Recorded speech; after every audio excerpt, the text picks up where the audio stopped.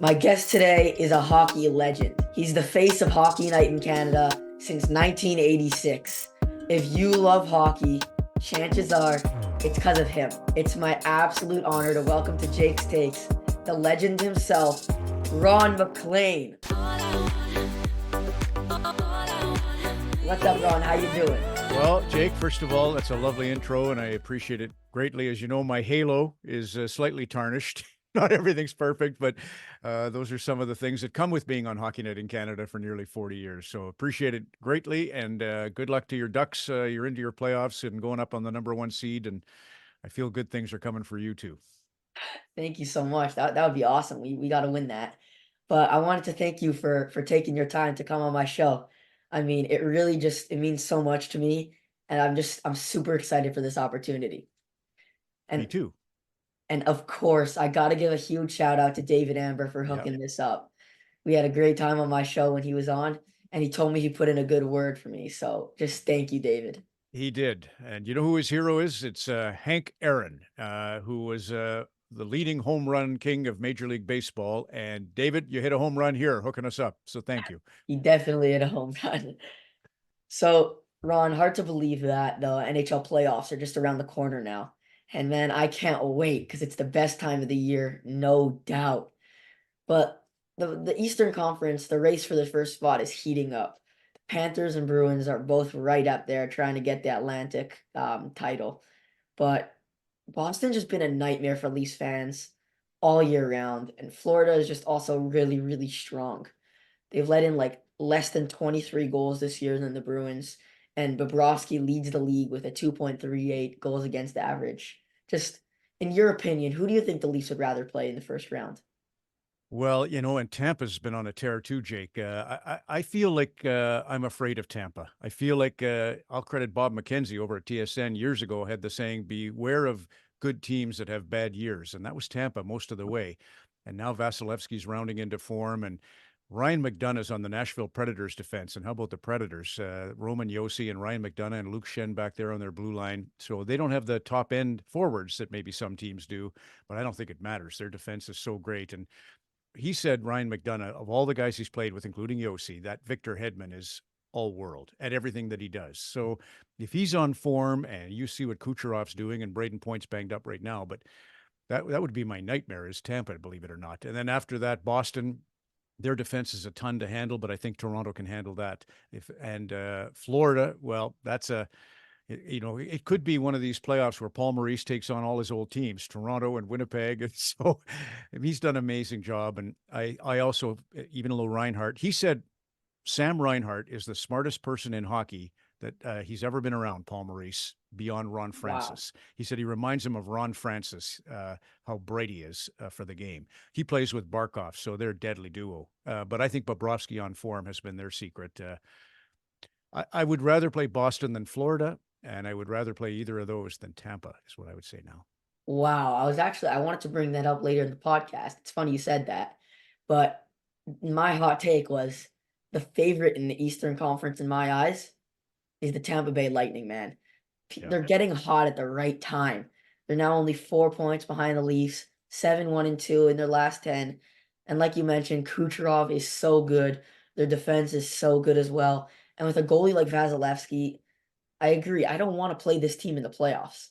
Yeah. Like how legit do you think the Lightning are? I think they're extremely legit, and they also have John Cooper, who's our pick to coach Team Canada in all international forthcoming. So yeah, they would be a complete handful for Toronto. Their special teams, you know, the Leafs PK hasn't been great lately, but that's in large part because Mitch Marner's been out of the lineup. It's getting better. That's the biggest improvement for me for Toronto has been you're always worried about their defense. They can get a lead with all their talent. Could they hold a lead? And Joel Edmondson, love him. And you've heard a lot of talk about him and McCabe are good together. And Simon Benoit has been a really great surprise, and Labushkin back there. So they have the size to maybe torment a Braden Point or torment a Kucherov. And then you still can come at you with Stamkos and so many weapons that you know, there's a reason they went to the Stanley Cup three times and won two, and I don't think they're over the hill just yet. So, you know, it's funny. Edmonton is the second oldest team in the NHL. Pittsburgh's the oldest team in the NHL. You don't think of the Oilers as the oldest team because Connor's only in his ninth year, but they are. It's not Tampa, so they still have a little left. Wow, we agree on that, Ron. Don't get me wrong. But you mentioned the Leafs, you brought them up, and I wanted to ask about their strange goaltending year this year. Mm. I mean, Sammy started really, really slow, and then Joseph Wall took over the number one spot. Then he just got injured for a long time. Now Sammy's back playing like much better. But like if the playoffs started today, who do you think gets the nod as the starter? You know what? I feel like Sheldon Keefe is leaning towards Samsonov and bring the kid in relief. That's what happened with Bobrovsky last year. They had relied on Alex Lyon to kind of get them to the playoffs. And then when they ran into trouble against Boston in the first round, they turned to Bobrovsky and he had nothing to lose. And I think I would put the younger guy in the nothing to lose scenario so that he can come in and be the hero and without all that pressure of opening night. That's what I would do. I would go with Samsonov. And I feel like Keefe has been giving him some of the big assignments lately, preparing him for that eventuality. Because I give Kelly Rudy, Jake, all kinds of credit. When Samsonov was in the tank there, Kelly was the one who said to Brad Treliving, who he knew from his Calgary days, he said, take Ilya away from everything, including a goalie coach. He doesn't need any special coaching right now. He doesn't need any time on ice. He needs to get away and just clear his head. And he did. And he's been fantastic. Lord willing, his injury is not severe. It doesn't appear to be. And then the other guy, everybody's high on. Joseph Wool is really well regarded by everybody in hockey. So that would be my great, secret. Somebody like I have a bad habit of bringing up the old days, but back in 1971, there was a goalie named Ken Dryden who'd only played 6 games in the NHL, and they threw him in the playoffs, nothing to lose, and the rest is history. Aiden Hill last year, nothing to lose, and the rest is history. So that's an ideal for Wool. Do you think Wool is the future for this Leafs I goaltending? do. Yes, I do. Yeah, he's got it all. He reminds me of Demko or Hellebuck. He's he's big. I don't know if it's true that a smaller goaltender struggles in the. That seems to be a theory lately that you can get in front of a smaller goaltender like a UC Saros but Jordan Binnington disproves that or dispels that by winning the cup in 2019. I did hear a guy I respect very much, Jason Demers, on Jeff Merrick's show, and he said when we went up against the Preds, we just kind of threw all kinds of traffic in front, and he couldn't see it, the puck. So whereas a big guy, you always see Vasilevsky's looking over everybody, and that that seems to be an asset, and Wool has that combination of the quicks and the size. Right. Anyway, so I had Kevin BX on my show a few months ago, and I asked him the following question. And then last week, I also had Bruce Boudreau on my show, and I gave him the same question, but he gave me a very different answer than what BX gave me. So I would love to hear your take on it. You're starting a franchise, okay, Ron? Yep. Who would you rather have? Matthew and Brady Kachuk or Jack and Quinn Hughes? Well, I guarantee you that even though Kevin is well, maybe I'm wrong on this, but I would think he'd be in favor of the Hughes brothers because he loves Quinn. He so admires what Quinn can do on the back end, and I do think like Gretzky was asked again from the past, how do you do when you start a team? And he picked Dominik Hasek first out of the gate, the goaltender. He didn't go with Peter Forsberg. Back then, it was Peter Forsberg or Eric Lindros or some of the big names. He went to goaltending first. And I honestly think, you want those two centers, two great center icemen, but the Kachucks are usually, not that. You definitely want a great defenseman. So Quinn Hughes for me tips the balance. What did they say? Yeah, Bieksa ended up saying that he said the Hughes brothers because he valued having one forward and one defenseman. He thought that was Yes. very, very Yeah. important. And then Gabby said that he thought the Kachuk brothers because they just bring more heart and soul to the game. And honestly, that one probably resonates with me more because Mm. that's something that I pride my game off of. When I get out there, it's all heart and soul. Just go at it, no matter what it is. It's just that's something that I understood to another level.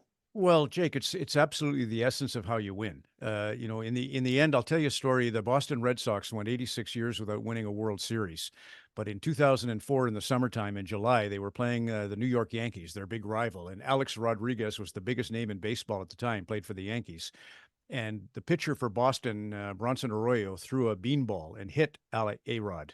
And Rodriguez was going up the first base line and started chirping the pitcher, say, "Throw that crap over the plate." And Jason Varitek, a journeyman catcher who was just platooning a little bit for the Red Sox that year, he's 32 years old, kind of over the hill. He was the catcher that day, and he ran up first base line and gave it to A-Rod and kind of drove him in the chest with a forearm shiver. And the Red Sox rallied that day, and they ended up winning the World Series, broke the 86-year curse. And at the end of the year, Red Sox didn't phase out Veritek, the catcher. They gave him a new 4-year, $16 million contract, and they made him the captain, which is incredible. You know, just like you wear the A, you're part of the captaincy leadership group on your Avenue Road team. That is what you win with. There's no doubt that is what you win with. But I wouldn't say the Hughes don't have it. So, you know, with all respect to Bruce, because I love the Kachucks and they're friends, right? The Kachucks and the Yeah, Hughes brothers, they skate together all the time. They're dear friends. So they each know a little bit about that heart and soul element. 100%. Anyway, you've been around the league now for a long time, and you know tons about the players, the strategy of the game, and you're also a great communicator. Did you ever consider like coaching hockey at a pro level? No, but I guarantee you, Kevin Bieksa will. He will see his children are in their teens. Cole just competed as a 16-year-old at the national championships, the prep schools nationals in Philadelphia, and Fairmont is the name of their academy down in California. And they did really well. They took Shattuck St. Mary's they lost 6-5. Shattuck's a great team. They won one game, lost two by a goal. And they'll be back as seniors next year into the nationals. So that's Cole, Kevin's son, and he's got a daughter, Reese, who's an outstanding dancer. I think he wants to be around more for them through these formative, you know, teenage years, and then I guarantee he'll move into coaching and he'll be fantastic. Me personally, Jake, I only got to as far as I was cut by the Junior A Red Deer Rustlers, so I made it as far as that. Played some midget AAA, we called it back in the day, so that'd be U17, and then moved into refereeing. So if I was going to make it to the show, it would be as a referee. But those days are unfortunately gone. My hearing shot and my vision's not too good. You know, I'm 63 years old, so I had my chance. My dream was to make it to the Olympics as a referee.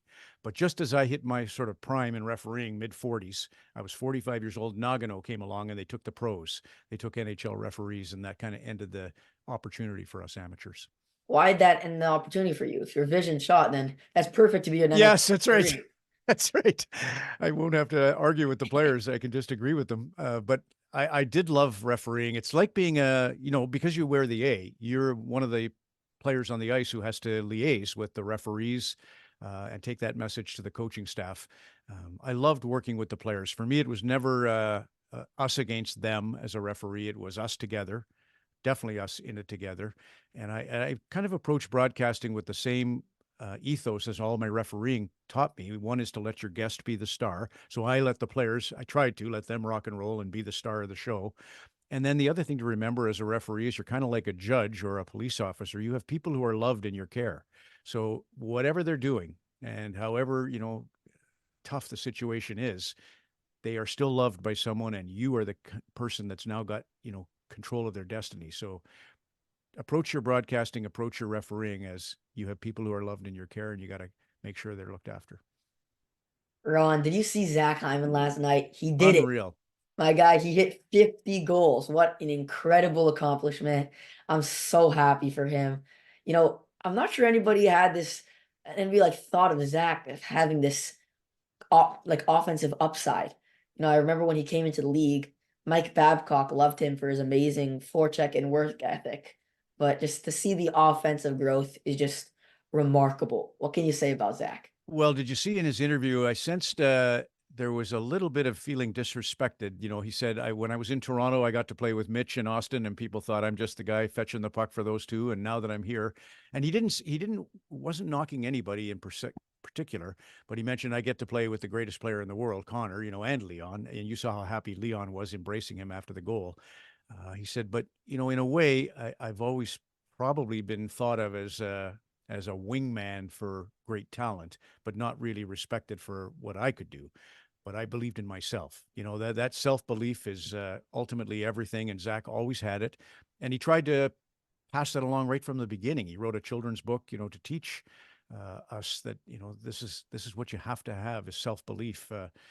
Not delusion, but just belief that you can through hard work and steps. He talked a lot about that after the game. You know, I incrementally got better and better and better, and found that, you know, role as a, you know, my goal totals went up. So impressive. Just he's, a beautiful human being. I have a dear friend that I play hockey with, Jake. John D'Souza is my center iceman on my adult safe hockey league team. And he's a friend of Zach's through business. John leases a building to Zach Hyman. So my theory is Zach has to get 50 goals for the bonus money so that he can pay my friend John D'Souza. So I have an inside track on Hyman's career the whole time from Johnny D, my center in beer league hockey. It's nice to see. Wow. Actually, when I was younger, like a long time ago, I was 6, I think. I did a commercial with Zach Hyman. Oh, Skate for Sarah. yes. So I Wow. I did one of those with him. It was amazing. I remember So that. you know how kind he is. Very He's just kind. soft spoken. He was also on Just my show. yeah. Yeah, you've had him on? Yeah. Yeah. I will have to go and watch that episode because I think the world of Zach. I've done some charity stuff around Toronto with him. But more than that, just as a person who wants to see, that it's almost that nice guys can't finish first. He is proof that you can. So he's just been like year upon year at every level. Even his father Stu's commitment to junior hockey in and around the GTA, really impressive. Like I used to referee the Hamilton Red Wings. That was Stu. Took over that organization and a bunch of others, and their footprint is massive, and their influence on our sport in Toronto is, it's just really nice to see Zach get that milestone and join the club. Last question, Ron. So let's talk about the Pittsburgh Penguins. Ah, They've had a rough year, no doubt. They're sitting near the bottom of the Eastern Conference. And I just feel like hockey fans are getting robbed right now. mhm. They're missing out on seeing Sid the Kid playing meaningful hockey. He's nearing the end of his career now. And I know he means so much to Pittsburgh, but do you think there's any chance Crosby gets traded to a contender? I mean, anything's possible, right? Who thought Wayne Gretzky would get traded? But I feel like Pittsburgh's in a market where it would hurt a lot. When they moved Ray Bourque out of Boston, and they've done it with some of their other players in Boston, Bobby Orr to Chicago way back when, that's a big enough market that you can pull that kind of a stunt. But I don't know that you could do in Pittsburgh where Sydney's so loved. I think it would really hurt their fan base, their season seats. It would be different if maybe they had a bunch of other talent, but most of their big talent is getting near the end. So to lose Sid, I can't see. And he just, I watched him pick that puck out of the net on the game winner in overtime. How about Jonathan Drouin? That's Nathan McKinnon, the only guy in the world who believed in Drouin.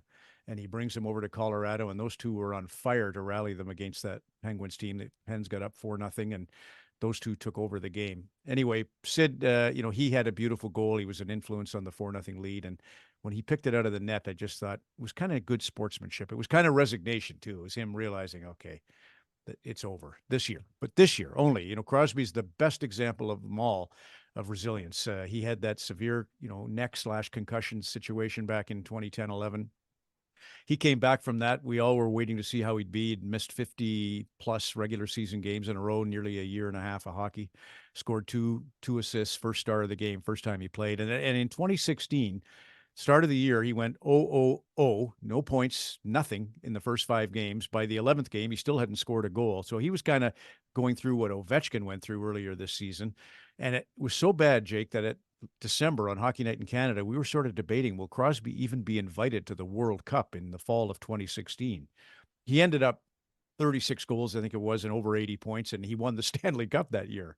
So never count him out. And I don't mean to count him out now with 10 to go, but yeah, we are getting robbed in the playoffs, but what a playoffs it's going to be. It's just, if you can tell me who's going to win, Jake, you're a genius. The only guy I would trust is maybe DA. He seems to like the Rangers in the East. So there's your dark horse pick, Rangers in the East. Anyway, Ron, thank you so much for taking Yeah. the time to join me today on Jake's Takes. Yeah. Did you Sorry, enjoy your rambling there a time? little. You got a game, big game. I don't want to take you away from your visualization. Be great tonight, Jake, and lovely to talk to you. Thank you so much.